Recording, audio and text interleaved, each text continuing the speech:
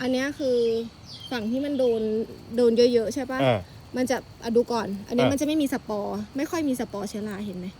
มันจะเป็นสีน้ำตาลแน่นแต่อันนี้ลูกอันนี้ที่มันไม่โดนฝั่งนี้เห็นไหมอ๋ออันนี้คือที่บดโดนยาฉีดใส่อันนี้ยังมีขาวๆอยู่แต่ถ้ามันโดนถ้าฝั่งนี้ฝั่งข้างนอกนี้มันจะไม่มีสปอร์สีขาวแล้วมันจะเป็นแค่รอยที่เชื้อราทำลายอ่ะรอยสีน้ำตาลแต่รอยสีน้ำตาลนี่ก็คงอยู่อย่างนี้แหละใช่มันเป็นแผลมันแล้วคือมันโดนทำลายไปแล้วเนาะมันจะไม่เขียวใสมันหนักเกินไปมันหนาเกินแม่นมันหนาขนาดก็พอเกินมันหนาเกินแล้วทีนี้พอพ่นยาเข้าไปแล้วก็ฝนตกกับพวกนี้ที่มันอ่อนๆบางๆนี่ก็อาจจะหายอยู่แต่ว่าไอ้พวกนี้มันอาจจะบอก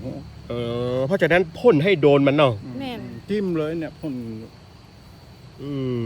อ้าวนี่เงาะแม่แตงนะครับ